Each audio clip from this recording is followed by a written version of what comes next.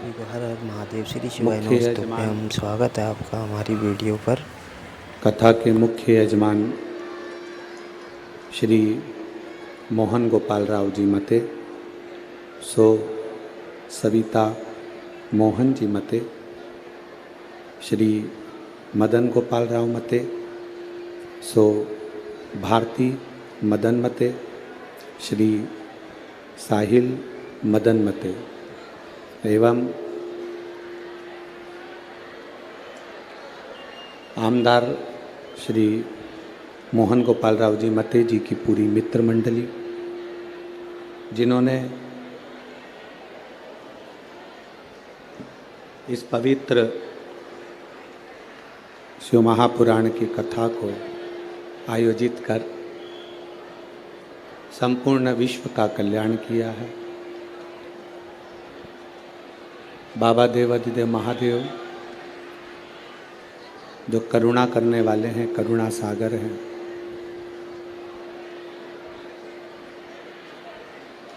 जो नित्य प्रति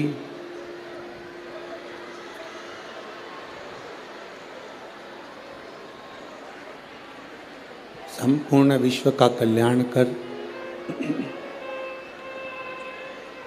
संपूर्ण जगत का उद्धार कर रहे हैं। कथा मंडप में विराजमान सभी संत, साधु, गुरुजन, ब्राह्मण जन, तपस्वी जन, जिन्होंने 5 दिवसीय शिव महापुराण की कथा को नागपुर नगर की इस पवित्र भूमि पर श्रवण कर अपने जीवन को धन्य बनाया है। 5 दिवसीय शिव महापुराण की कथा में आज चतुर्थ दिवस है।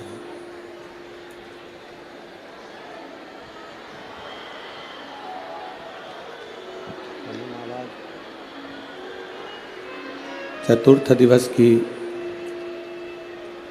कथा आज यहाँ प्रारंभ हुई है। भक्ति और मुक्ति का साधन शिव महापुराण की कथा, जो संपूर्ण जीवन में एक आनंद की अनुभूति कराती है। पहले कथा में एक बार कहा था, आप लोगों के स्मरण में होगा, कि राम कथा मनुष्य को जीना सिखाती है। हमें जिंदगी कैसे जीना है, हमें कैसा जीना है, ये राम कथा सिखाती है। हम अपने जीवन को, अपने कार्य को करते हुए, अपने कर्म को करते हुए भगवान की अविरल भक्ति को कैसे प्राप्त कर सकते हैं, ये शिव महापुराण की कथा सिखाती है।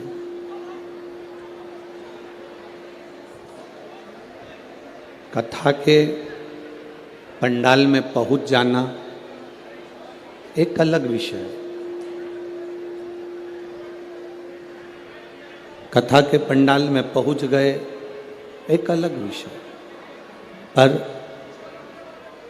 कथा के पंडाल में पहुंचकर कथा का रस तत्व अपने जिंदगी में उतारना, ये एक अलग विषय।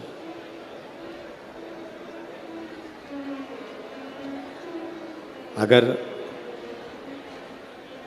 आमदार श्री मोहन गोपाल राव जी मते और उनकी मित्र मंडली अगर ये कथा करवा रही है, तो उस कथा में से हम अपनी जिंदगी में शंकर की भक्ति को ऐसे प्राप्त कर लें, शिव की भक्ति को अपने जीवन में ऐसे उतार लें कि ऐसा लगे कि शिव हमारा है और हम शंकर के हैं, इसके सिवाय कुछ समझ नहीं। महाराज शिव महापुराण की कथा कहती है शिव का दर और शिव का घर जाते रहना चाहिए। शंकर भगवान के मंदिर, शंकर भगवान की चौखट पर शंकर भगवान को एक लोटा जल समर्पित करने, शिव के द्वार, शिव की चौखट तक जाते रहना चाहिए, जाना चाहिए।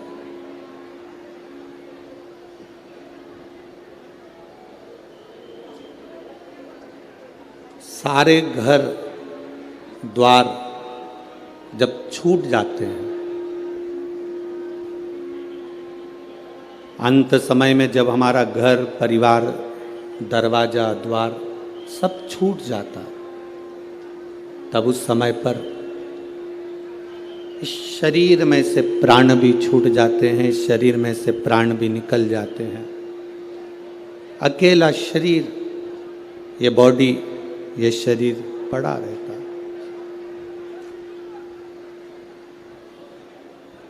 फिर इस शरीर को शंकर के दरवाजे तक लोग लेकर जाते हैं, शिव के द्वार तक लेकर जाते हैं।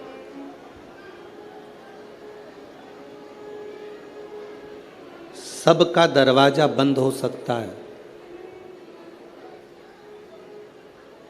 सबकी चौखट, सबका द्वार बंद हो सकता है, पर मेरे महादेव का दरवाजा कभी बंद नहीं होता। मेरे शिव का द्वार, मेरे शंकर की चौखट कभी बंद नहीं। जैसे मौत का कोई समय नहीं होता, मृत्यु का कोई समय नहीं होता, शिव महापुराण की कथा कहती है, वैसा ही भगवान शंकर की भक्ति का कोई समय नहीं होता। जब तुम्हारा मन करे तब शंकर की आराधना करो। तेरी कृपा बिना ना हिले एक भी अणु, लेते हैं स्वास्थ्य तेरी कृपा से तनो तनो। हे गंगाधार मुक्ति द्वार ओंकार तू, भोले ओंकार तू, आयो शरण तिहारी शंभु तार तार तू। बखान क्या करूं मैं राखों के ढेर का, चपटी भगोत में खजाना कुबेर का। शिव कथा कहती है, सबके दरवाजे, सबके द्वार बंद हो सकते हैं, सबकी चौखट बंद हो सकती है, सबका द्वार बंद हो सकता है, पर मेरे महादेव का दरवाजा कभी बंद नहीं होता, मेरे शंकर की चौखट कभी बंद नहीं होती, मेरे शिव का द्वार कभी बंद नहीं होता। बैकुंठ में दरवाजा है, ब्रह्मलोक में दरवाजा है, इंद्रलोक में दरवाजा है, पितृलोक में दरवाजा है, पर कभी किसी ने सुना कि कैलाश पर दरवाजा है? कैलाश पर दरवाजा है क्या? नहीं, कठिन। शंकर के दरवाजा नहीं, कैलाश पर कोई द्वार नहीं है, कैलाश पर कोई दरवाजा नहीं है। किसी ने महाकाल बाबा से पूछा, देवाधिदेव महादेव से पूछा कि बैकुंठ में दरवाजा लगा हुआ है, इंद्रलोक में दरवाजा लगा है, ब्रह्मलोक में दरवाजा लगा है, केवल एक कैलाश ऐसा है जहां पर दरवाजा नहीं लगा है। आप भी अपना दरवाजा क्यों नहीं लगवा लेते? आप भी द्वार क्यों नहीं लगवा लेते? भगवान शंकर ने कहा, माता और पिता एक ऐसे होते हैं जो कभी भी दरवाजा लगाकर नहीं सोते हैं। बुजुर्ग माता पिता अपना दरवाजा खोल कर सोते हैं कि कौन से बेटे को, कौन सी बहू को, कौन से पोते को, कौन सी बेटी को, किसको हमारी कब जरूरत पड़ जाए तो हमारा दरवाजा खुला कि खुला रहे। ये द्वार बंद ना किया जाए। माता पिता का जैसे कमरा, माता पिता का घर, माता पिता का द्वार बंद नहीं होता। बेटा कैसा भी है, पिता उसको गले से लगाता ही, वो पिता है। एक पिता के दो पुत्र हैं। एक पुत्र ने कहा कि पिताजी मुझे तुम्हारे साथ में नहीं रहना है, मुझे मेरी जायदाद का हिस्सा दे दो। मैं आपके साथ रहना नहीं चाहता, मेरी जायदाद का, मेरी प्रॉपर्टी का हिस्सा दो, मुझे यहां से जाना।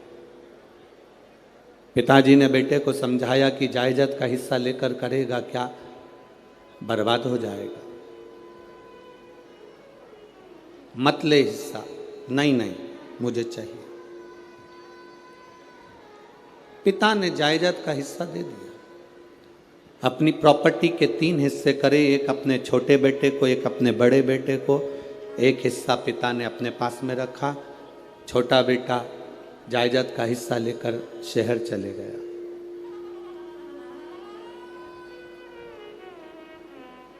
शहर में गया तो उसके बहुत सारे मित्र बन गए, बहुत मित्र। धीरे धीरे उस मित्र ने, उन मित्रों ने मित्र का सारा धन हड़प कर उसको कंगाल कर दिया। आखिरी में वो रोने लगा कि मैं जाऊं तो जाऊं कहां, कहां जाऊं मैं। उसने सोचा कि अब तो पिताजी से मैं अपनी प्रॉपर्टी का हिस्सा भी ले आया,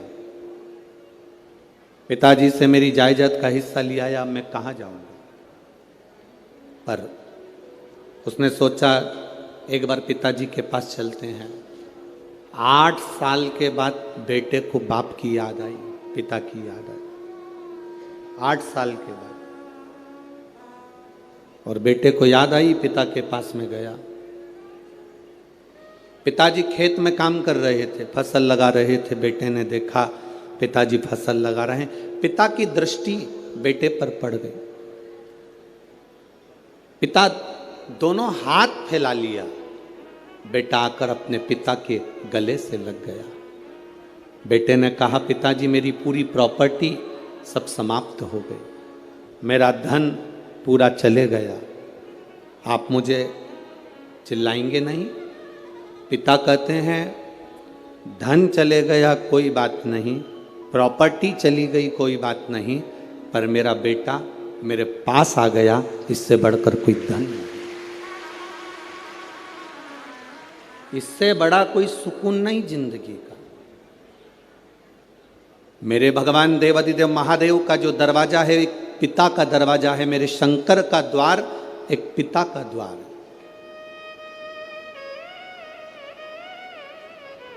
बेटा कैसा भी हो, बेटा किसी भी तरह का हो, तो भी मेरा शंकर, मेरा उघड़दानी, मेरा त्रिकालदर्शी, मेरा कैलाशी, मेरा अविनाशी, मेरा शिव उसको गले से लगा लेता है।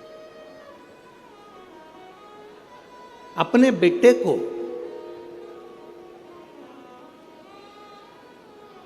वो अपने गले से लगाता है। सारे दरवाजे बंद हो सकते हैं, सारे दरवाजे।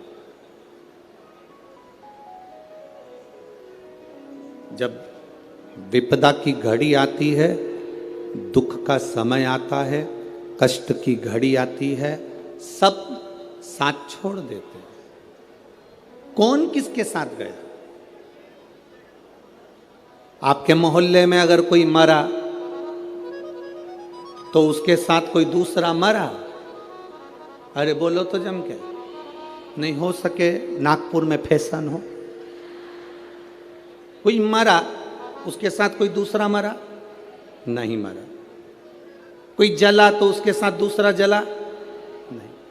किसी का अंतिम संस्कार हुआ तो उसके साथ में कोई उसके परिचित ने कह दिया कि मुझे भी साथ में जला दो, नहीं। किसी के साथ कोई नहीं जाता। शमशान क्या है? दक्ष प्रजापति ने भगवान शंकर को श्राप दिया था कि मैं तुझे श्राप देता हूं कि तू शमशान में निवास करेगा। शमशान मेरे शंकर का घर है, वहां व्यक्ति देवाधिदेव महादेव के पास में जाता है। शंकर कहते हैं तू ये कभी मत सोचना कि तू अकेला है। जन्म हुआ, गर्भ में भी मैं था, इसलिए लोग कहते हैं कि अंदर पिंड जैसा बच्चा, पिंड मतलब पिंडी, पिंडी मतलब शिव। जन्म हुआ तब भी शिव था, तभी भी शिव। जन्म के समय पर भी शंकर है, और जन्म के हमारे प्राण जब छूटे, हमारी मृत्यु जब हुई, तब भी कोई हो ना हो, मेरा देव अधिदेव महादेव शमशान में तुम अकेले नहीं, मेरा शिव तुम्हारे साथ है, मेरा शंकर तुम्हारे साथ है।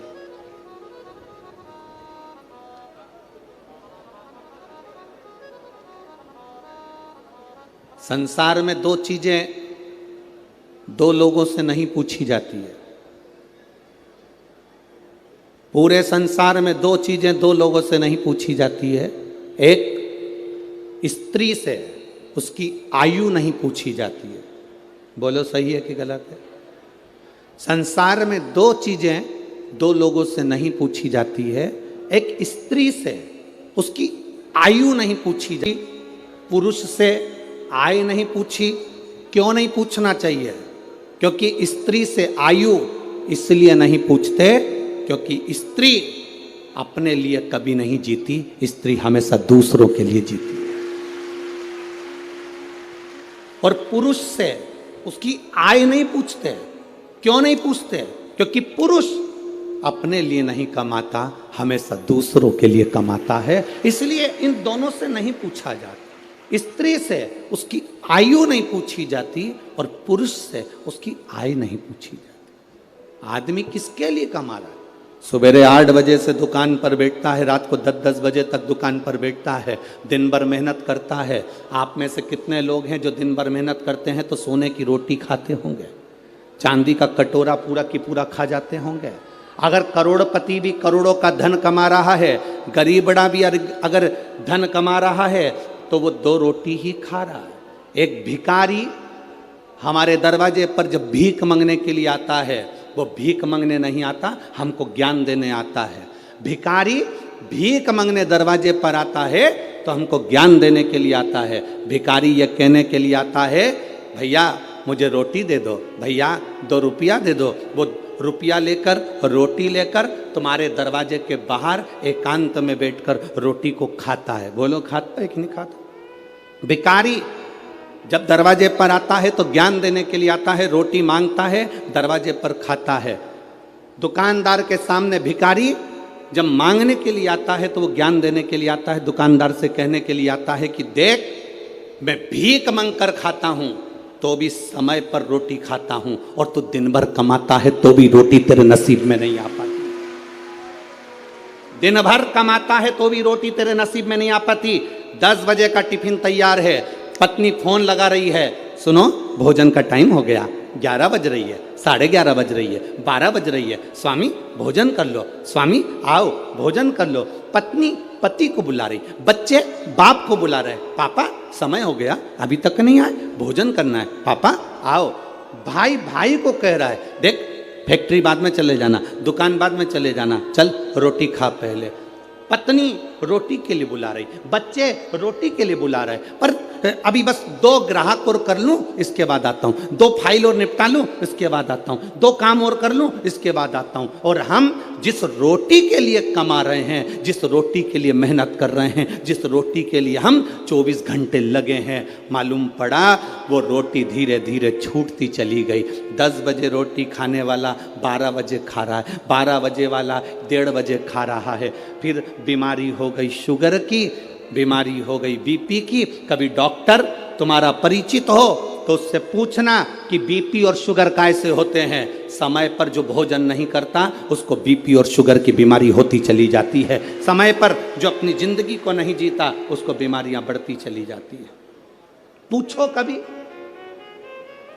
एक भिखारी भी हमको ज्ञान देता है कि अपनी जिंदगी में जो हमने कमाया है उस कमाई का थोड़ा सा अंश हम अपने ऊपर खर्च करें।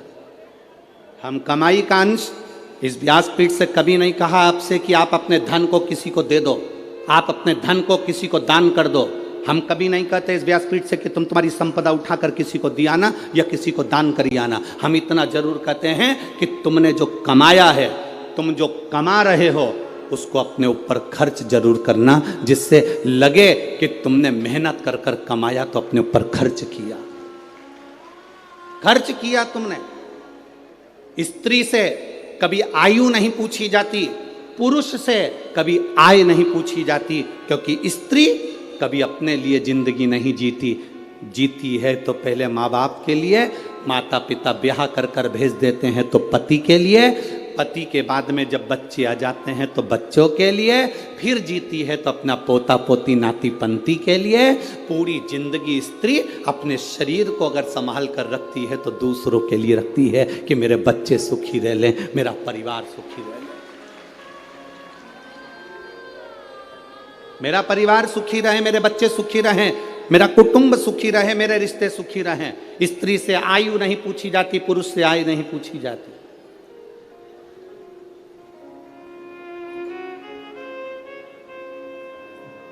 जो दूसरे के लिए जीता है उससे क्या पूछोगे, क्या पूछोगे?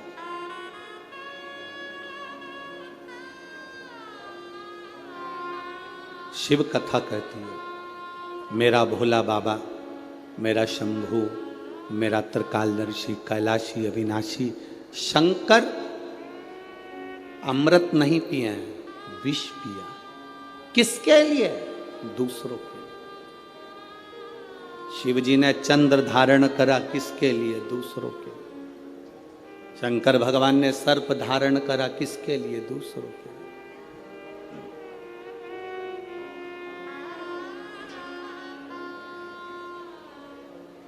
सर्वे भवन्तु सुखी। अपने लिए क्या रखा? क्या रखा? पार्वती जी ने पूछ लिया था भोलेनाथ जी से, बाबा आप सारी दुनिया को देते हो, अपने पास कुछ नहीं रखते हो, क्यों नहीं रखते? शिव जी कहते हैं, पार्वती मुझे रखने की जरूरत नहीं है। मैंने जिसको दिया है अगर वो उसका सही उपयोग करेगा तो उसका एक अंश मेरे पास आए। अगर उसने सही उपयोग करा तो उसका एक अंश मेरे पास में आएगा, मेरे करीब में पहुंचेगा। अगर वो सही उपयोग कर रहा है तो।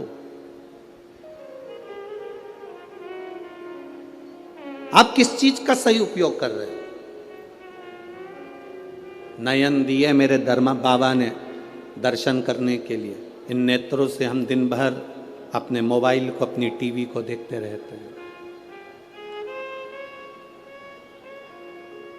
श्रवण दिए भगवान ने कथा को सुनने के लिए, हम इससे कथा श्रवण नहीं कर पाते। मुख दिया मेरे दातार ने भजन करने के लिए, हम भजन नहीं कर पाते।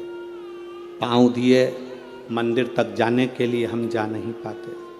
हाथ दिए जनमानस की सेवा के लिए, हम सेवा नहीं कर पाते। शरीर का प्रयोग करा कहाँ? मुख का प्रयोग करा मदिरा पीने में, शराब के नशे में, गंदे नाली के पानी में। कान का प्रयोग करा निंदा और चुगली और गाली सुनने में। नेत्रों का प्रयोग करा गंदी चीजें देखने में। पाँव का प्रयोग करा गंदी जगह जाने में, हाथ का प्रयोग करा गंदी वस्तुओं को छूने में। हमने प्रयोग करा क्या?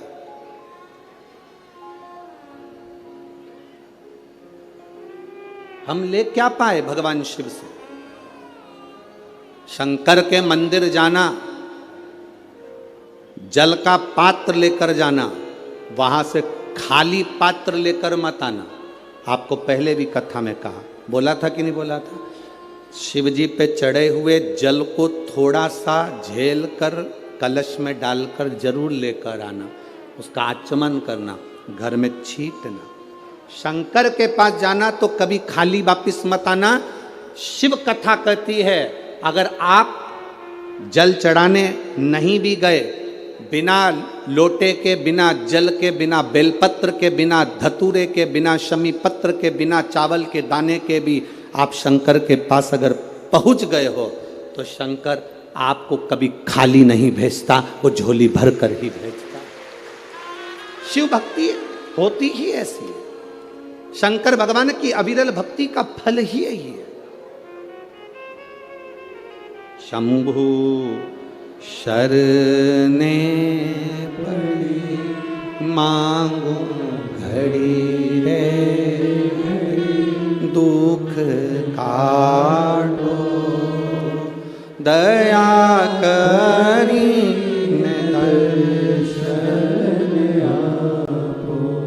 शिव कथा कहती है भगवान की शरणागति के करीब में जब हम जाएं तो हम भगवान से कुछ मांगे चाहे ना मांगे, वो दिल से देता जरूर है। तुम्हारी आर्थिक स्थिति ठीक है,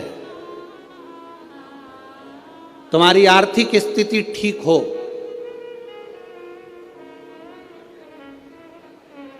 और मानसिक स्थिति ठीक नहीं हो, तो आर्थिक स्थिति का कोई कारण, कोई अच्छा फल होगा क्या? जम के तो बोलो जरा। और अगर तुम्हारी आर्थिक स्थिति ठीक नहीं हो, तुम्हारे पास में धन नहीं हो, ज्यादा गाड़ी बंगला नहीं हो, और तुम्हारी मानसिक स्थिति ठीक हो, तो उसका फल होगा कि नहीं होगा? होगा ना। उसका फल, यही नागपुर की कथा, आज चतुर्थ दिवस की कथा प्रत्येक मानव के जीवन में जानना चाहिए।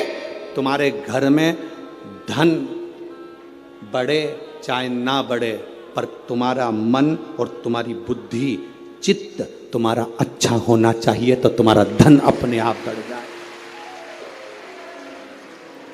आर्थिक स्थिति ठीक हो और मानसिक स्थिति ठीक नहीं हो तो धन का क्या करोगे? पैसा क्या खाओगे कि डनलप के गद्दे को छाती पे धर के ले जाओगे? क्या करोगे उस धन का? आर्थिक स्थिति से ज्यादा जरूरी है मानसिक स्थिति। वीडियो अच्छी लगे तो चैनल सब्सक्राइब मन जरूर ठीक करें। हर हर दिमाग महादेव। ठीक नहीं है, बुद्धि ठीक नहीं है, चित्त ठीक नहीं है, तो करोड़ों का धन अलमारी में भरा रहे तो उसका मतलब क्या? क्या मतलब?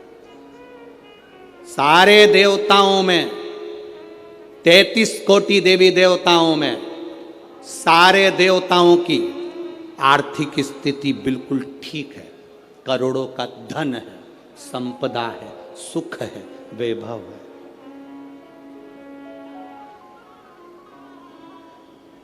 सबके पास में वैभव है, सबके पास में धन है, पर मेरे बाबा के पास में आर्थिक स्थिति भी ठीक है और मानसिक स्थिति भी ठीक है। वो दुनिया के मन को अपने कंट्रोल में रखते हैं।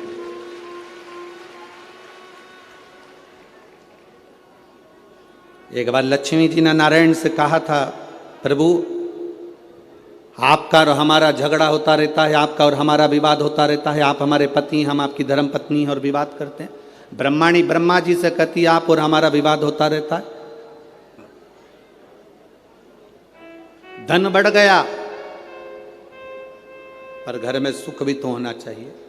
शिव भगवान नारायण ने कहा, लक्ष्मी घर की मानसिक स्थिति ठीक करने का सबसे सुंदर तरीका है, सबसे सुंदर तरीका, लक्ष्मी शिव की आराधना करो। लक्ष्मी जी ने कहा, मैं शंकर की आराधना?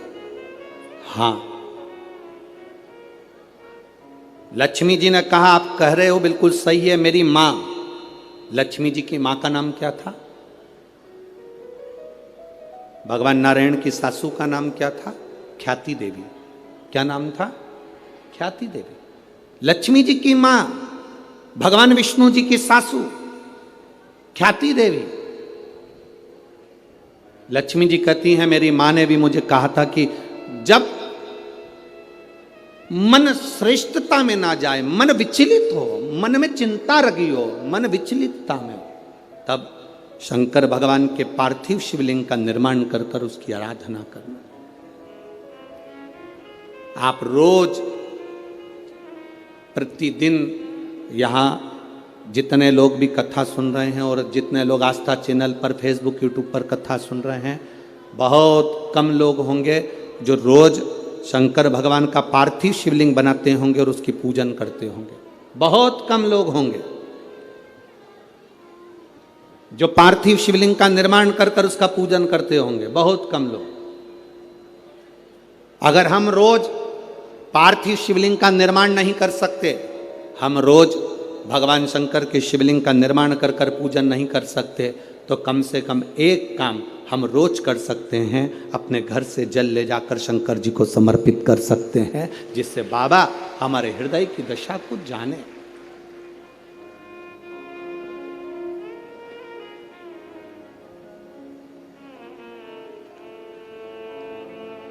आज का जीवन कैसा हो गया? आज का जीवन है कैसा? जैसे सरकारी स्कूल का टीचर, सरकारी स्कूल में नौकरी करने वाला, सरकारी स्कूल में पढ़ाने वाला टीचर अपने बच्चे को पढ़ाता है प्राइवेट स्कूल में और कामना करता है भोलेनाथ जी से कि मेरे बेटे की नौकरी सरकारी स्कूल में लग जाए। जरा विचार करना, सरकारी स्कूल का टीचर अपने बच्चे को पढ़ाता है प्राइवेट स्कूल में और नौकरी लगवाना चाहता है, बोलो जम के बोलो जरा, सरकारी स्कूल में। हमारी बात दुनिया के लोगों को बहुत बुरी लगती है महाराज, बाद में कहते हैं सियोर वाले महाराज को बोलने का तरीका नहीं है।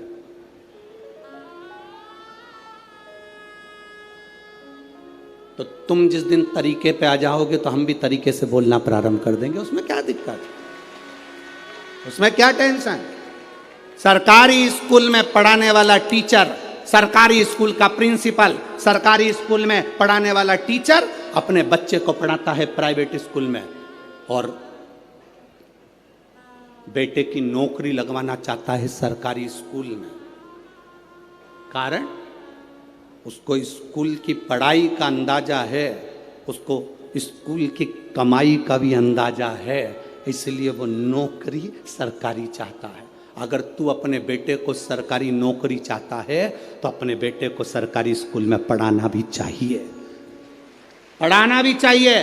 जब तुम अपने बच्चे को सरकारी स्कूल में पढ़ाओगे तो तुम्हें मालूम पड़ेगा कि हमें किस तरह से बच्चे को पढ़ाना है, हमें कितना ज्ञान देना है, कितनी प्रबलता देना है, कितनी विद्वत्ता देना है। एक साइंटिस्ट पहले अपने साइंटिस्ट बनने वाला पहले धीरे धीरे धीरे धीरे प्रैक्टिकल कर करके तब जाकर साइंटिस्ट बनता है।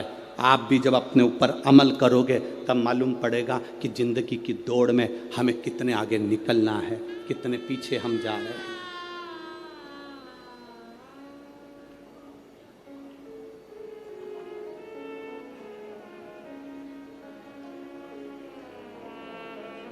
कितने पीछे जा रहे हैं।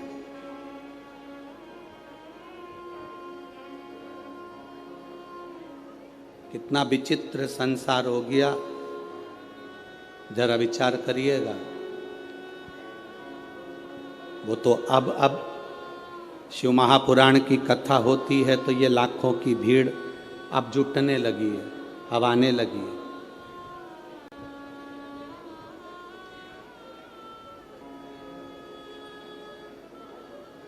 बहुत कठिन है महाराज, बहुत कठिन।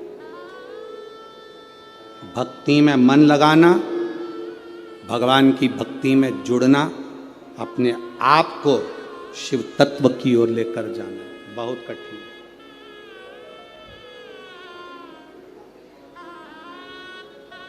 अपने भीतर से शंकर की ओर जाना आप में से कई माताएं बैठी हैं जो बात बात में कह देती घुटने काम नहीं कर रहे। अरे बोलो तो नहीं, सही है कि गलत है जीजियों? ए नागपुर की जीजियों, सही है? माता कहती है घुटने काम नहीं कर रहा है। कोई के मेरा हाथ काम नहीं कर रहा, कोई के मेरा कमर काम नहीं कर रही। आज तक एक भी ऐसी नहीं मिली जो कह दे मेरा दिल काम नहीं कर रहा, मेरा मन काम नहीं कर रहा।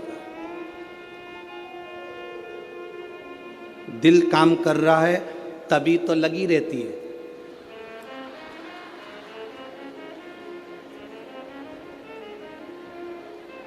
घुटना भले काम नहीं करे पर दिल,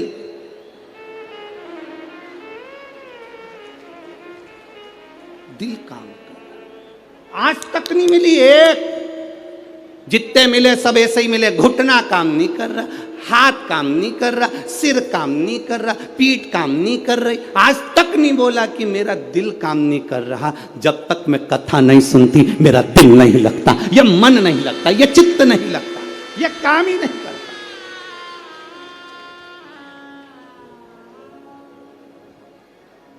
ये दिल नहीं लग रहा, ये मन नहीं लग रहा।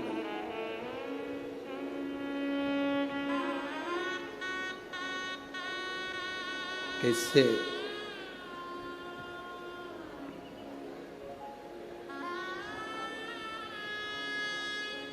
भगवान शंकर की भक्ति के बिना ये मन कैसे लग जाए? कैसे लग? अरे खानो नहीं भावे मने पीनो नहीं भावे, दौड़ दौड़ मन सत्संग जावे। और मैं तो शिव की दीवानी ऐसी हो गई रे, सपनों में आवे मारे डमरू वाला। मेरे स्वप्न में मेरा डमरू वाला मुझे दिख रहा।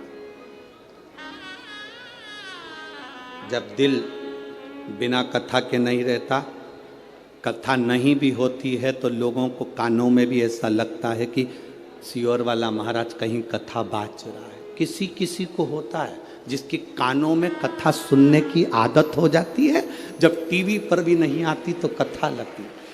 आपके साथ भी हुआ होगा, कभी किसी गली में से निकल रहे होगे तो आपको लगा होगा ऐसा लग रहा है कथा चल रही है। जिसको ऐसा लगे कि मुझे ऐसा लग रहा है कि कथा चल रही है, गली में से निकल कर जा रहे हो, आवाज आ गई, ट्रेन में सफर कर रहे हो, बस में सफर कर रहे हो, तुम्हें आवाज आ गई, तुम्हें ऐसा लगे कि कथा चल रही है, समझ लेना तुम्हारा दिल भोलेनाथ से लग गया। अब मानता नहीं है, ये चित्त लगता ही नहीं, शिव में समाहित हो। बोल बम का नारा है, शिव में हमारा चित्त लग गया, शंकर में हमारा मन लग गया, ये हृदय लग गया और उसी से लगना है। वो कहे सताओ ना हमें लोगों, हमें दिल की बीमारी है। सताओ ना हमें लोगों, हमें दिल की बीमारी है। हमारा वेद दुनिया में वो डमरू धारी है। ये बीमारी का इलाज करने वाला केवल एक है, वो शिव।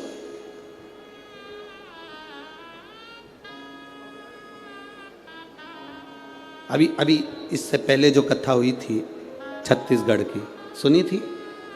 अरे बोलो तो। हमने उसमें कहा था दर्जी शर्ट में जेब लगाता है तो वो राइट में नहीं लगाता, वो लेफ्ट में लगाता है। कहाँ लगाता है? लेफ्ट में। दर्जी शर्ट में जेब, टी शर्ट में जेब सीधे हाथ में नहीं लगाता। कुर्ते में जेब दर्जी अपने सीधे हाथ पर नहीं लगाता। दर्जी अगर जेब लगाता है तो उल्टे हाथ पर लगाता है, क्योंकि दर्जी को मालूम है दिल यहीं पर होता है, ऊपर जेब लगाऊंगा कभी मंदिर गया, बेलपत्र लाएगा ना तो ऊपर की जेब में रख लेगा। ये बेलपत्र नहीं, शंकर दिल के करीब होना चाहिए, हृदय के करीब होना चाहिए। ये शिव दिल के करीब हो, हमारे हृदय के करीब हो हमारा शंकर, हमारा ओघड़ी दयालु दातार नजदीक हो हमारे। अभी कई लोग, अभी कल कथा यहाँ पर सवेरे, आज की कथा तो ये 2 से 5 है, कल टीवी पर भी 2 से 5 आएगी, पर यहाँ पंडाल में जो कथा रहेगी वो सवेरे 8 बजे से 11 बजे तक रहेगी। अब जो अहमदाबाद की कथा थी वो परमिशन ना मिलने के कारण बस कैंसिल हो गई, तो अब कथा होगी 3 नवंबर से 9 नवंबर तक ब्रज में, कोसी कला में, मथुरा में 2 बजे से 5 बजे तक। अब बीच में जो समय है तो कई माताओं ने विचार करा, अच्छा हुआ हमारी कथा अच्छी थी तो हमारा मन नहीं लगता था काम में, अब बीच में जो समय मिल गया हम इसमें सफाई कर लेंगे। अब दिवाली की सफाई कर, अब बीच में जो समय मिला है सफाई करने का मिला। बस आपसे निवेदन है, जैसे घर की सफाई करोगे तो लक्ष्मी आएगी, दिल की सफाई रखना तो महादेव जल्दी से प्रवेश करेगा। निवेदन, वो प्रवेश कर जाए, रीझता है वो। जैसे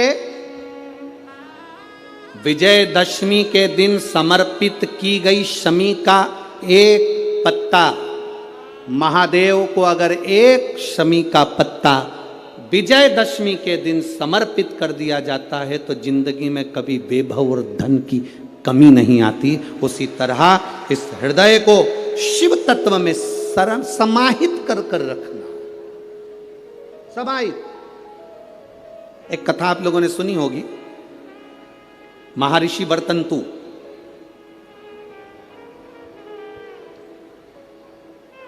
महर्षि वर्तंतु जिनके शिष्य थे कोत्स, जिसका नाम था कोत्स। महर्षि वर्तंतु के शिष्य कोत्स बड़े आज्ञाकारी थे कोत्स, और वर्तंतु जो कह देते थे, महर्षि वर्तंतु जो बोलते थे वो कोत्स वो सुनता था। महर्षि वर्तंतु का एक काम बड़ा प्रबल था, वो कोत्स से हमेशा कहते थे कि पार्थिव लिंग का निर्माण करो, मैं पूजन करने आ रहा हूं। पार्थिव लिंग का निर्माण करो, मैं पूजन करने। ये वर्तंतु ऋषि, महर्षि वर्तंतु कोत्स से कह देते थे। अब कोत्स का कार्य यह था कि वो रोज एक पार्थिव शिवलिंग का निर्माण करता और अपने गुरु जी को आवाज लगाता, गुरुदेव गुरुदेव, गुरु जी पधारो, गुरु जी पधारो, आवाज लगाता। वर्तंतु महर्षि आते और पूजन करने बैठ जाते। बहुत सावधानी से स्मरण करना इस कथा का, बहुत सावधानी। अब पूजन करने वर्तंतु महर्षि बैठ जाते।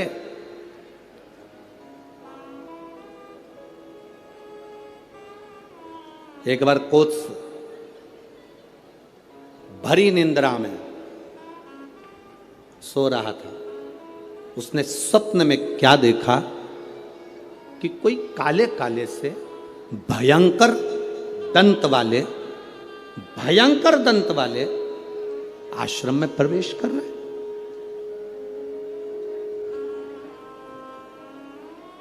अब भयंकर दंत वाले आश्रम में प्रवेश कर। आप जरा विचार करिएगा, ऋषि के आश्रम में संत के दरवाजे पर, गुरु के दरवाजे पर कोई भयंकर जीव तो आ ही नहीं सकता, क्योंकि गुरु इतना भजन करा होता है कि सन्यासी गुरु संत साधु सन्यासी तपस्वी साधक उपासक इतना तप करे होते हैं कि ये यम के दूत उनके पास पहुंचते नहीं।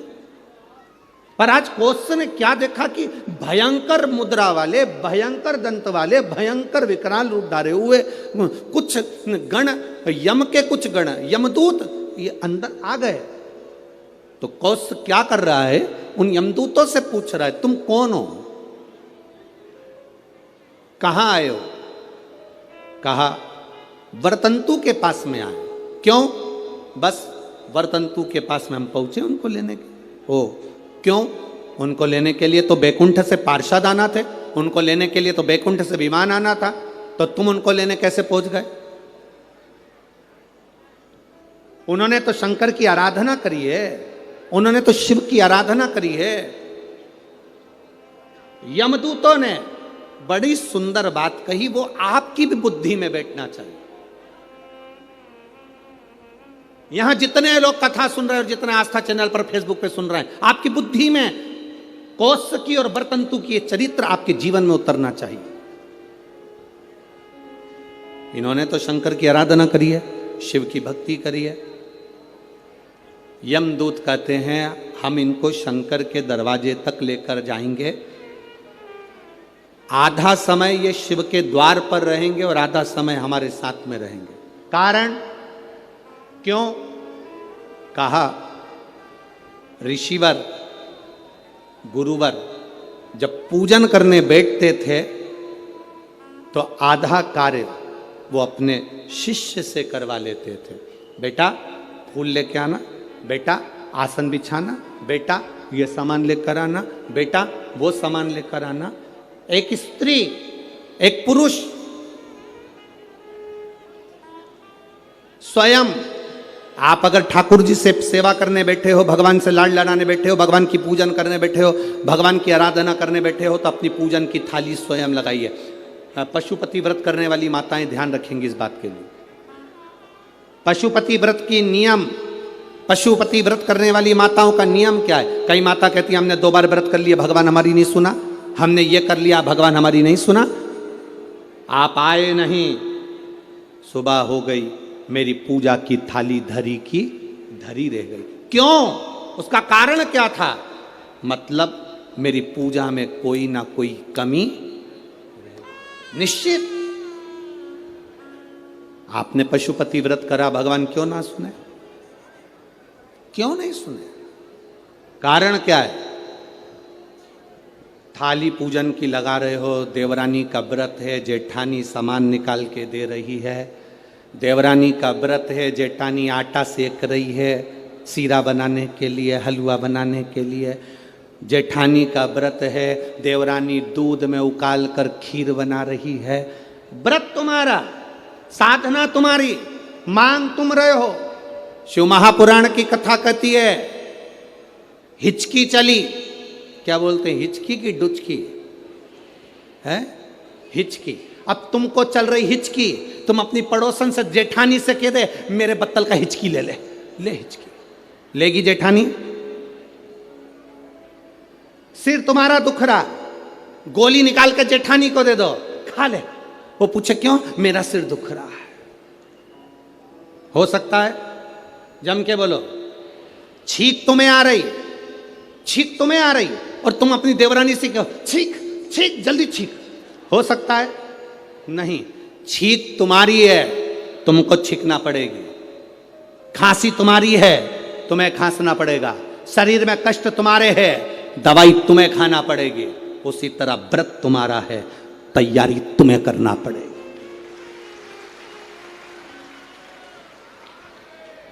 गलती हम करते हैं। पशुपति व्रत का व्रत मैंने करा, मम्मी से कह के चली गई, मम्मी मेरा पशुपति व्रत है, मैंने शादी के लिए करूंगी या बच्चों के लिए करूंगी या इसके लिए करूंगी या उसके लिए करूंगी। मम्मी ने पूरी थाली लगा के दे दी, मेरी बेटी व्रत कर रही है, मेरी बेटी। मम्मी ने पूरी थाली लगा के दे दी, प्रसाद बना के दे दिया। बेटी ने 3 बार पशुपति व्रत कर लिया और काम नहीं हुआ। बेटी बाद में कहे कि हमने भी व्रत करा था, हुआ नहीं। उस कारण को समझना। क्या तूने तैयारी करी? तू तो केवल एक सिर की उतार रही है कि महाराज बोला है तो व्रत करना है तो मेरा काम हो जाएगा। पर विचार कर, थाली लगाती तो तेरे अंदर भाव जागता कि मैं महादेव की पूजन की तैयारी कर रही हूँ। चावल रख रही हूँ, बेलपत्र रख रही हूँ, पुष्प रख रही हूँ। एक एक चीज में महादेव जुड़ता तेरे दिल से। मैं महादेव के लिए हलवा बना रही हूँ, मैं महादेव के लिए सीरा बना रही हूँ, मैं महादेव के लिए खीर बना रही हूँ, मैं महादेव के लिए ये कर रही हूँ। हर शब्द में तेरा महादेव जुड़ता तो पशुपति व्रत का पुण्य भी 2 व्रत होते और तीसरे में प्राप्त हो जाता। ये नियम है शिव महापुराण। दयालु हैं, बड़े दयालु। शिव जैसा दयालु संसार में कोई नहीं। कि भोले तुम बड़े दयालु हो, भोले तुम बड़े दयालु हो, बड़े दयालु हो, भोले तुम बड़े दयालु हो, भोले तुम बड़े दयालु हो, भोले तुम बड़े दयालु। बड़े सरल सहज शिव भोला। 3 बार ताली बजाने वालों के भी भर देता भंडार। 1 बार शिखर का दर्शन करने वाले को शिखर पर पहुंचा देता है मेरा भोलेनाथ। इतना दयालु है, इतना कृपालु। बात भाव से, हृदय से, दिल से कहिएगा। प्रार्थना करिए बाबा देवादिदेव महादेव से। जहां जगह मिले वहां बैठकर भाव के साथ में बोलिए। आज कथा का चतुर्थ दिवस है। कल कथा का विराम दिवस रहेगा। जिन लोगों ने 4 दिन की कथा नहीं सुनी होगी वो कल अवश्य सुनेंगे, क्योंकि बाबा घर के मेहमान जब जाते हैं तो बच्चों को कुछ न कुछ देकर जाते हैं। उसी तरह बाबा की कथा विराम होती है तो बाबा भी झोली भर कर ही जाता है। ऐसा नियम है शिव महापुराण। दिल से बाबा से प्रार्थना करिए। जहाँ जगह मिले, कार्यकर्ताओं को भी जहाँ जगह मिले वहाँ बैठकर भाव से कहिए। श्री शिवाय नमस्तुभ्यं, श्री शिवाय नमस्तुभ्यं, श्री शिवाय नमस्तुभ्यं, श्री शिवाय नमस्तुभ्यं, श्री शिवाय नमस्तुभ्यं। भोला सब दुख काटो हमारा, ओ भोला सब दुख काटो हमारा। शिव शंकर जपो तेरी माला, भोले बाबा जपो तेरी माला, भोला सब दुख काटो हमारा, ओ भोला सब दुख काटो हमारा। वेश मंगलकारी, वेश है मंगलकारी।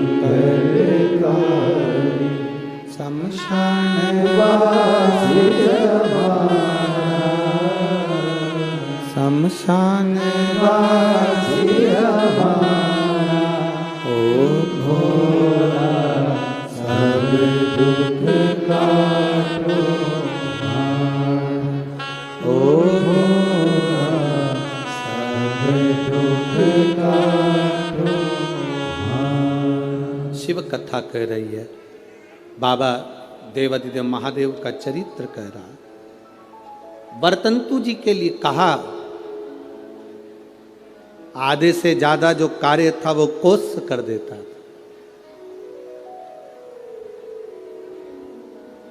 आज कोस की परीक्षा करने के लिए, कोस की परीक्षा लेने के लिए जब पूरी विद्या अध्ययन हो गया, पूरी पढ़ाई हो गई, सारा विद्या धन का कार्य हो गया, तब कौत्स की परीक्षा लेने के लिए वरतंतु जी ने कौत्स की परीक्षा लेने के लिए वरतंतु जी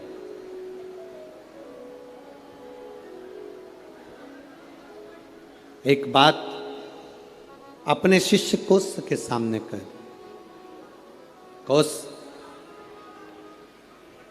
तुमने मुझसे विद्या अध्ययन करी है, अब देखिए शंकर का पार्थिव शिवलिंग बनाकर गुरु को दे देना और गुरु उसकी पूजन करना, उसका फल देखिए कितना विचित्र, उसका फल कितना विचित्र हो। कौत्स तुमने पार्थिव शिवलिंग का निर्माण करा और निर्माण करने के बाद में तुम मुझे उस शिवलिंग को दे देते हो। तुम कहते हो कि मुझे यम के दूत लेने आए थे, पर वो कहीं ना कहीं उस क्रम में कहीं ना कहीं वो मुझे लेने के लिए आए, परंतु उस भोग को मुझे भोगना, शिव तत्व को भी जाना है और यमलोक को भी जाना। कौत्स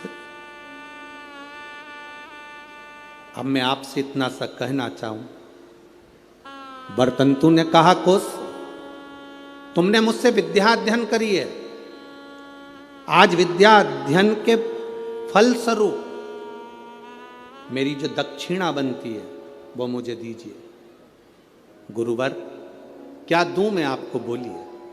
शिव कृपा देखिएगा कितनी प्रबल होती, केवल पार्थिव शिवलिंग का निर्माण कर देना, पूजन कोई करे कर रहा है, अपने क्षेत्र में, अपनी कॉलोनी में, अपनी सोसाइटी में, अपने एरिया में कहीं शंकर का मंदिर बन रहा है, शंकर का शिवालय बन रहा है, बन सके आप उसमें सहयोग प्रदान करना, नहीं बन सके तो किसी की टांग मत खींचना कि ये मंदिर क्यों बनवा, ये शिवालय का निर्माण क्यों कर रहे हो, शिवालय क्यों बनवा रहे हो। केवल शंकर भगवान के पार्थिव लिंग का निर्माण करने वाले उस कौत्स पर शिव कृपा कैसी होती है, वो कथा यहां वर्णन कर रहे। वरतंतु जी ने कहा, वरतंतु का अब वरतंतु ने कहा कौत्स, ए कौत्स मैंने जो तुमको विद्या अध्ययन कराया उसकी दक्षिणा। कौत्स ने कहा गुरुवर ये पूरा जीवन आपके लिए है, ये पूरी जिंदगी आपके लिए, आप बताइए क्या दे सकता हूं, क्या प्रदान करूं मैं, आप बोलिए। कौत्स तूने मुझसे विद्या अध्ययन करी है, 14 करोड़ सोने की मुद्रा मेरी विद्या अध्ययन जो तूने करी उसके फल स्वरूप तुझे देना पड़ेगा। कितनी करोड़? 14 करोड़।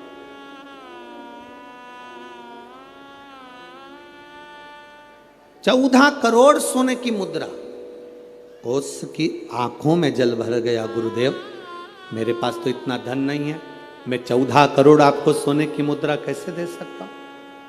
फिर भी गुरु ने मांगा है, मैं लाकर जरूर दूंगा।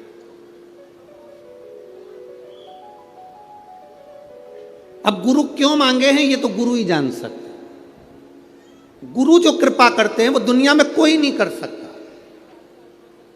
एक संत, सदगुरु, शिव का उपासक, भगवान की भक्ति करने वाला, दिन रात शंकर का स्मरण में डूबने वाला, दिन रात राम नाम कृष्ण नाम की भक्ति में डूबने वाला, केवल उसकी आंख की दृष्टि ही पड़ जाती है तो जीव का कल्याण हो जाता है। वो सहज नहीं है। गुरु, मेरी बहन की शादी है, गुरु जी ने कहा जा। गुरु जी मेरी बहन की शादी है। गुरुजी ने कहा जा। अब चेला जाने लगा तो गुरुजी ने कहा देख वो सामने एक झोले में अनार रखे हैं, ले जा। चेले को इतना गुस्सा आया, करोड़ों का धन गुरुजी के पास, क्या छाती पे बांध के मरेगा? इतना बड़ा मठ, इतना बड़ा मंदिर, इतनी प्रॉपर्टी, सारी दुकानें, सब कुछ। गुरुजी ने कहा वो अनार रखे हैं झोले में, ले जा। ठीक है। चेला कुछ नहीं बोला, अनार लेकर चले गए। रास्ते में जाते जाते चेला जंगल में पहुंचा। वहां के नगर का जो राजा था वो बीमार पड़ गया। नगर के राजा बीमार पड़ा तो उसको जो दवाई देना थी वो अनार के रस में देना थी। पूरे मार्केट में देखा तो अनार नहीं मिला, वृक्षों पर अनार नहीं मिला। सैनिक ढूंढते ढूंढते जंगल में पहुंच गए, इसके झोले में अनार मिला।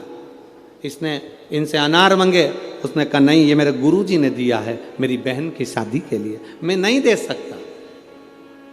जबरदस्ती अनार लिए, उसको बंदी बनाकर राजा के महल में ले गए। राजा को दवाई दी, राजा ठीक हो गए। राजा ने कहा अनार कहाँ से आए? ये लड़का है ना, ये बालक, इसके पास से। बेटा तुम्हारे पास अनार कहाँ से आए? मेरे गुरुजी ने दिए थे, मेरी बहन की शादी में जा रहा हूँ, मेरे गुरु ने दिया। बेटा अनार तो हमने खा लिया, अब एक काम करो, तुम्हारे अनार से मेरे प्राण बचे, तुम चिंता मत करो। राजा ने अपने मंत्रियों को बुलाकर कहा कि इसकी बहन की शादी एक राज कन्या की शादी जैसी होना चाहिए, राजकुमारी की शादी जैसा होना चाहिए, जाओ करो। राजकुमारी की जो शादी होती है इसकी बहन की शादी वैसी होना चाहिए। राशि ठाट से बहन की शादी करी जाए। अंबार, पीतांबर, रतन, माणिक, मोती, सोना, चांदी, हीरा, पन्ना सब लगाया गया,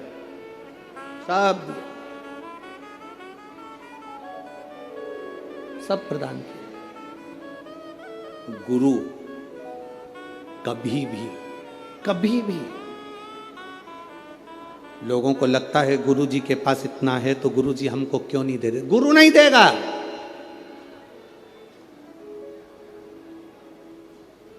भिखारी को देकर भिखारी मत बनाओ, देकर किसी को कमजोर मत बनाओ। किसी को देकर कमजोर मत बनाओ। इसीलिए तो भारत की भूमि पर आत्मनिर्भर भारत बनने जा रहा है कि स्वयं आत्मनिर्भर बनिए, कमजोर नहीं। अपने आप में वो बल होना चाहिए, अपने आप में वो बल हो आपके अंदर।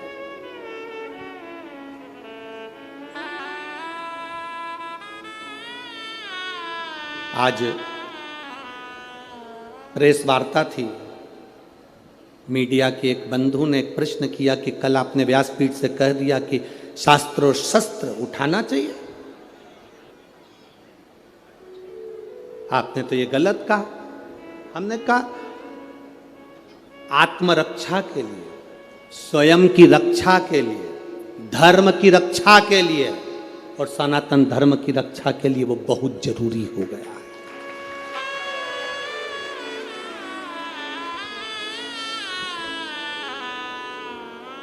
वो कहने लगे आप व्यासपीठ से ऐसी बात कहते हो। हम कहते ये व्यासपीठ नहीं है, ये शिव की पीठ है।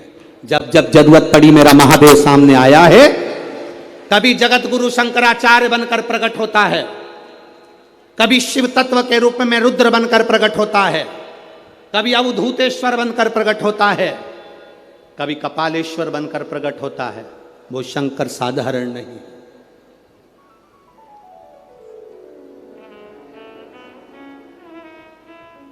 शास्त्र की जरूरत जहां शास्त्र की है वहां शास्त्र की हो, जहां शस्त्र की हो वहां शस्त्र की। क्यों ना दे? आप अपनी भक्ति के बल को तो बढ़ाओ। गुरु अपने हाथ से अपनी झोली में से धन निकालकर 50,000, 1 लाख, 2 लाख, 5,000, 2,000 गुरु कभी नहीं देगा। गुरु आपको अगर धन दे देगा तो फिर गुरु किसी काम का नहीं। गुरु अगर देगा तो ऐसा समान, ऐसी कृपा, ऐसी दृष्टि गुरु दे देता है जिससे जिंदगी में तुझे किसी के आगे हाथ ना फैलाना पड़े। वो गुरु देता, किसी के आगे हाथ ना फैलाना पड़े, वो गुरु कहता है। आज तक इस व्यासपीठ से आपको कभी भभूति दी? अरे बोलो जम के। कोई बेल दी, कोई नारियल दिया, कोई सामान दिया? नहीं।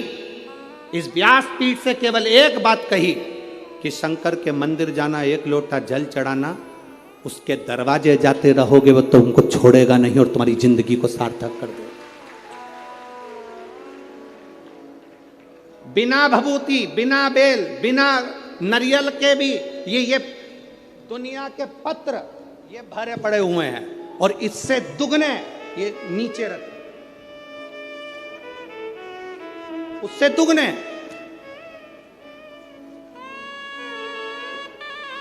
ये बिना भभूति के और बिना पत्र, बिना नारियल के और बिना बेल, ये पत्र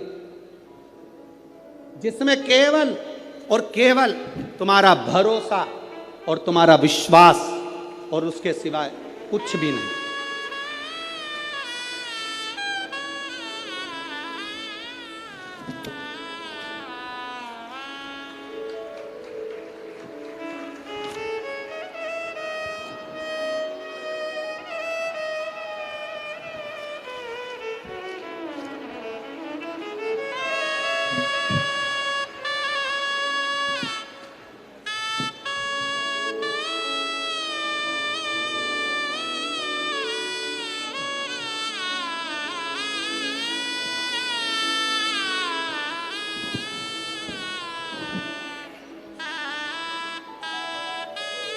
अब इसमें है क्या? जिसके मन में संशय हो यहाँ से पूरे पत्र उठाकर ले जाओ, पूरी सभा में बांट दो, इस कथा के मंडप में। इसमें मोबाइल नंबर भी है, इसमें एड्रेस भी है, और उसका नाम भी है जिसको मेरे बाबा ने बिना भभूति, बिना बेलो, बिना नारियल के प्रदान कर दिया। सब भरा है, मोबाइल नंबर, एड्रेस सब मिलेगा। जाओ पूछो क्या दिया महादेव ने? सारी समस्या का हल, एक लोटा जल। शिव क्या प्रदान करे? शंकर क्या दिए हैं ये शिव जानते। शंकर क्या प्रदान करे ये शंकर जानते। अरे खाली ना जाता कोई दर से तुम्हारे, खाली न जाता कोई दर से तुम्हारे। अरे मैं भी खड़ा हूँ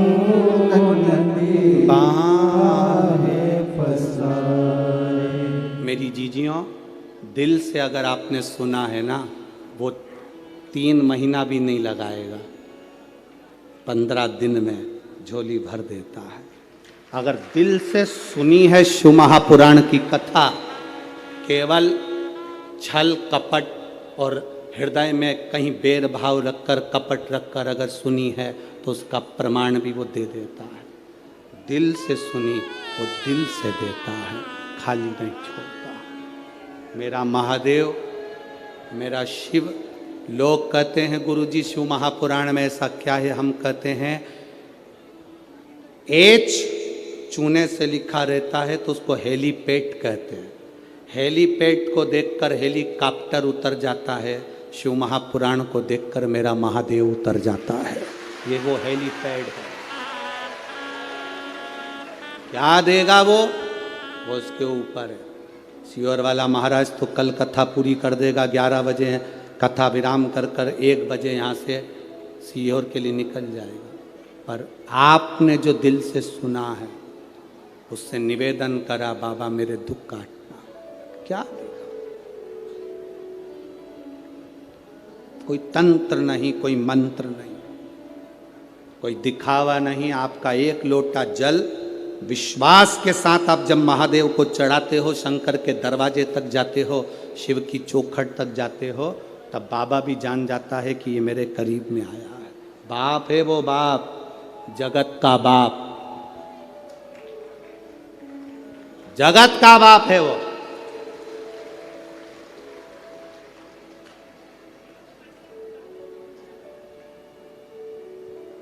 और बाप बाप रहता है, उसको देव नहीं कहते, क्या कहते हैं? महादेव कहते हैं। देवों का भी देव महादेव है वो। 64 योगनिया 33 कोटि देवता उसके सामने नृत्य करते हैं, सामने, उसको नहीं फर्क पड़ता।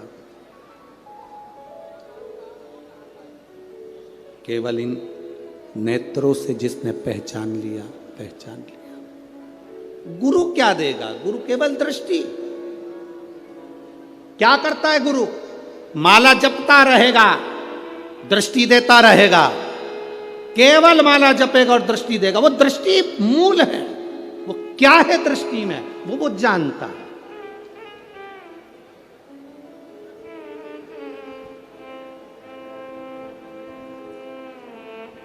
क्या दे रहा है?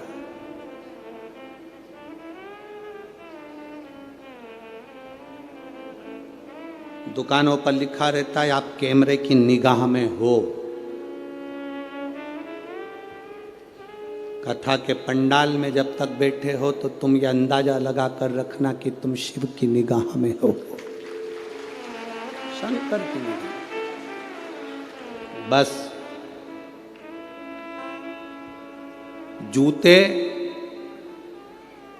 कपड़े, जान पहचान वाले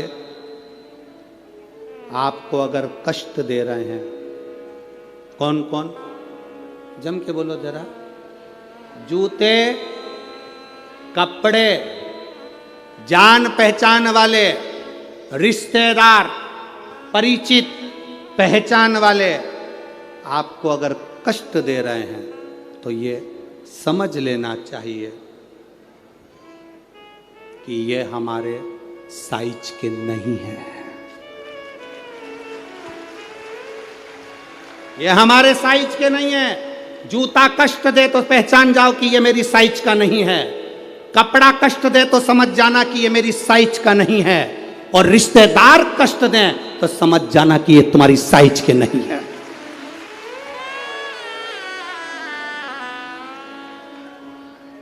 साइज देखिएगा कि ये गलत साइज का कपड़ा पहन लिया है आपने, गलत साइज का, गलत साइज का जूता पहन लिया है आपने, ये साइज के नहीं है। गलत लोगों से संबंध कर लिया आपने, ये साइज के नहीं है। जूता, कपड़ा और रिश्ते, नाते, पहचान वाले अगर कष्ट दे रहे हैं, पहचानना ये तुम्हारी साइज के नहीं है। तुम जिस साइज के हो ना, भले तुम्हारा पेट्रोल पंप नहीं है, भले तुम्हारे पास 4 व्हीलर गाड़ी नहीं है, पर तुम्हारा दिल बड़ा है, वैसा होना चाहिए।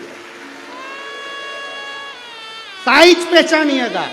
धन से साइज की पहचान नहीं होती।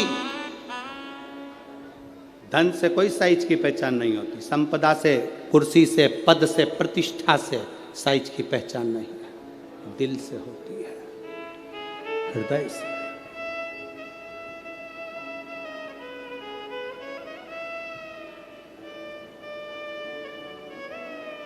महाराज वर्तंतु कोष से कहे मुझे 14 करोड़ सोने की मुद्रा चाहिए। गुरु परीक्षा लेता है। गुरु परीक्षा की घड़ी में ऐसा सामने आता है कि परीक्षा लेने के लिए तत्पर।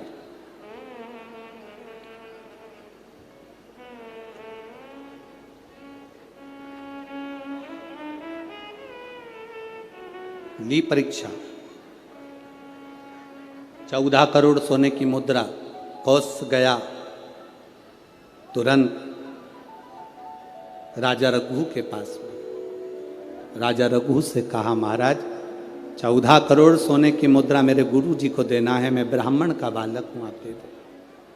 राजा रघु ने कहा 14 करोड़ सोने की मुद्रा देने के लिए मना नहीं, पर मैंने अभी यज्ञ करा था, उस यज्ञ में मैंने सोने की मुद्रा सब संतों को, ब्राह्मण जन को बांटी है, मेरे पास में इतनी मुद्रा नहीं, थोड़ी बहुत निकल जाएगी, 1 करोड़ दे दूंगा, 14 करोड़ कहाँ से लाऊं। राजा रघु ने कहा, पर ब्राह्मण मेरे दरवाजे से खाली ना जा, रुकिए, मैं इंद्र पर आक्रमण करता हूं। गुरु गुरु है, इंद्र पर आक्रमण करता हूं। राजा रघु ने इंद्र पर सेना तैयार कर कर आक्रमण करना प्रारंभ करा। इंद्र का सिंहासन डोलने लगा। इंद्र दौड़ते दौड़ते भगवान ब्रह्मदेव के पास में गए। राजा रघु इंद्र पर आक्रमण कर रहे हैं, इंद्रलोक पर आ रहे हैं, क्या करा जाए। एक बच्चे को 14 करोड़ सोने की मुद्रा चाहिए, गुरु ने मांगी है, इसीलिए लेकर जा रहा है। उसको 14 करोड़ स्वर्ण मुद्रा, हाँ 14 करोड़, हाँ क्या करें। इंद्र से कहा, राजा रघु यहां पर आए स्वर्ण मुद्रा लेने के लिए, आप कुबेर को बुलाओ और कुबेर से कहो कि तू जाकर 14 करोड़ सोने की मुद्रा दे दे। कुबेर को बुलाया। कुबेर शमी का एक पत्ता तोड़ा। शमी का एक पत्ता कुबेर ने तोड़ा और पृथ्वी पर आकर शमी के पत्ते को तोड़कर कोस को दे दिया। कोस, ये शमी का पत्ता ले। कोस ने कहा, मुझे 14 करोड़ स्वर्ण मुद्रा चाहिए, ये पत्ते का क्या करूंगा। 14 करोड़ मुझे स्वर्ण मुद्रा चाहिए, इस पत्ते का क्या करूंगा। तब कुबेर ने जो पत्ता दिया और कोस से कहा कि यह बर्तन तू महर्षि को ले जाकर दे देना, वह महर्षि समझ जाएंगे इस पत्ते में क्या है। बर्तन तू महर्षि के पास में एक शमी का पत्ता ले जाकर कोस ने दिया। कोस ने जैसे ही दिया, बर्तन तू ने उस पत्ते को अपने सिर से लगा लिया और जान गया ये मेरे महादेव का शमी का पत्र है। एक पत्ते में 14 करोड़ सोने की मुद्रा का फल होता है। 14 करोड़ सोने की मुद्रा का फल एक शमी के पत्ते में होता है। तुरंत बर्तंतु महर्षि ने शंकर की आराधना कर कर शिव जी से हाथ जोड़कर प्रार्थना करी, बाबा प्रकट हो। देवादिदेव महादेव प्रकट होकर कहते हैं, बर्तंतु मांगो तुम्हें क्या चाहिए। बर्तंतु कहते हैं, बाबा शरदीय नवरात्रि पूर्ण होने पर जो विजयदशमी आए, उस दशमी के दिन जो एक शमी का पत्र भूलवश भी महादेव को समर्पित कर दे, उसकी जिंदगी में कभी संपदा की कमी ना आए। एक शमी का पत्र, एक शमी का पत्ता 14 करोड़ सोने की मुद्रा से प्रबल हो जाता है। एक शमी का पत्र। आज भी कई जगह पर विजयदशमी के दिन, कई स्थानों पर विजयदशमी के दिन शमी के पत्ते का लेन देन होता है। शमी के यहाँ होता है कि नहीं होता हमको स्मरण नहीं है, महाराष्ट्र में तो, पर कई जगह पर होता है। यहाँ पर भी शमी का जो पत्र होता है, विजयदशमी के दिन लोग देकर उसको प्रणाम करते हैं, माता पिता को नमन करते हैं। क्यों? आप अपने बच्चे हो, आपसे पूछेंगे, आपकी औलाद आपसे पूछेगी, आपके आने वाली पीढ़ी आपसे पूछेगी, माँ ये कौन सा नाटक बना कर रखा है तुम लोगों ने। शमी का पत्ता दे, शमी का पत्ता ले, मिलने जाओ तो शमी का पत्ता। शमी का पत्ता क्यों लिया दिया जाता है?